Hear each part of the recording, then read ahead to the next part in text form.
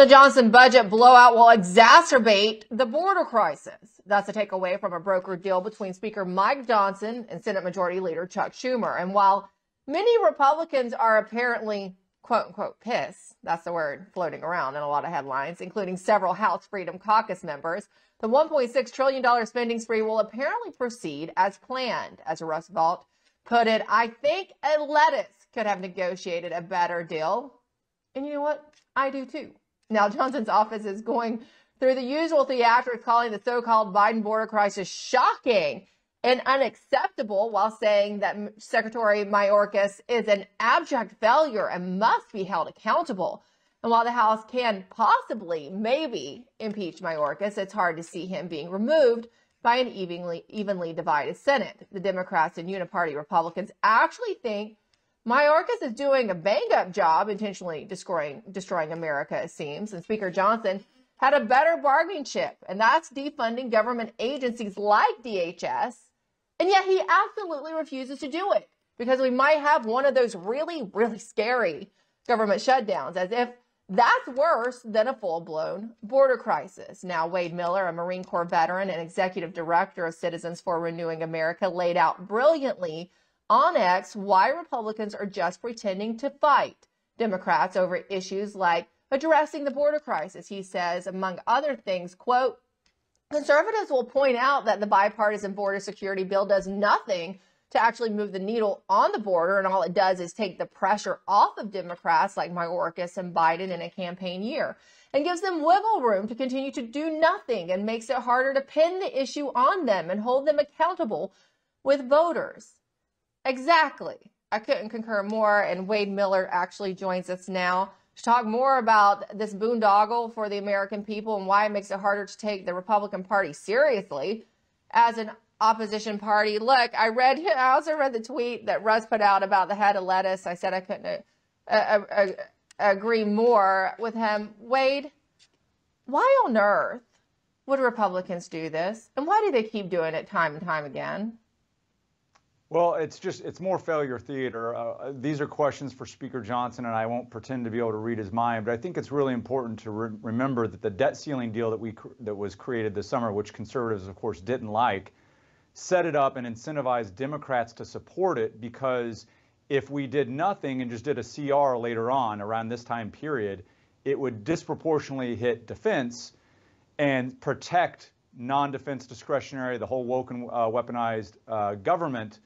And so they liked it and they agreed to that. And through a just sheer luck and CBO scoring, it flipped the script. And so it suddenly turned this situation into, if we just do a year-long CR, it actually protects the increased spending levels in defense and takes about $73 billion out of the woke and weaponized deep state. And that never happens for conservatives. It never happens that if we just do a CR, we can get a huge victory. So we have this leverage, which conservatives were saying, okay, let's use this as a backstop to start negotiating on a good border deal, because Democrats have to come to the table. If they want to avoid $73 billion in cuts to their woke and weaponized government, we actually have leverage to force them into concessions on all sorts of policy victories and other aspects of what we want to achieve here. So coming into this year, we had this great plan laid out, and it was just laid in the lap of the Speaker Johnson to be able to manipulate and actually secure some victories here.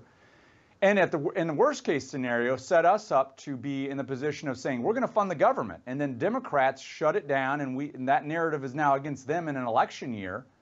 And instead, he comes right out of the gate and agrees to this big spending deal that increases spending by $100 billion, as opposed to this default position that we just had to stand by, which would have cut $73 billion in woke and weaponized agencies. And by doing so, it removes all the leverage we had to fight on the border.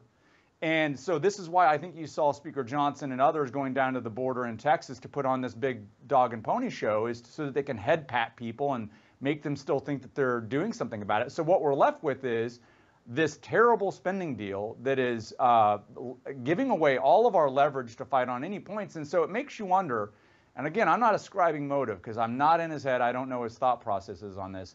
But if I wanted to manufacture a way to help Democrats get everything they want, I would do everything that is currently happening if I were in Republican leadership and wanted to harm the Republican conservative agenda. That's exactly what it looks like, because if you're just looking for rationale as an outsider, you see none. But I do know, Wade, you all talk to a lot of people on the Hill. You're one of those organizations in D.C. that conservatives go to get ideas or solutions, the ones that really want to come up with solutions, right? So you had to have heard something, because this makes no sense other than if Speaker Johnson wants to save Democrats in an election year. I mean, I can surmise that they want to avoid difficult fights and they want to try to avoid going into a shutdown, but that's just the same playbook that we've seen from Boehner, from Ryan, from McCarthy. This cannot be a situation where we have a Boehner 4.0.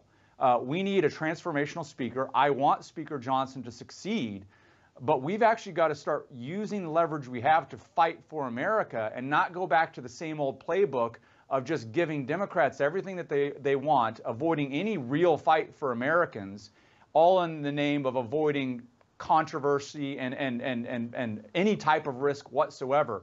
I mean, Republicans in D.C. need to understand that if we are to retake this country, save it from where the left is trying to push it, and preserve liberty for future generations, it's going to take risk. It's going to take political risk.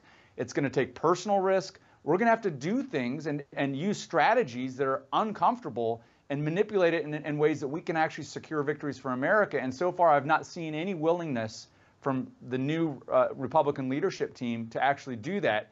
And so I think that we need to block this from coming to the floor. We need to use every strategy we can to recalibrate, and hopefully Speaker Johnson will come to his senses and take a step back from this and realize that, the chess pieces he has at his disposal and the unique opportunity in this moment in history that he has to be seen as the person who started the process of saving America. We're not there yet, though.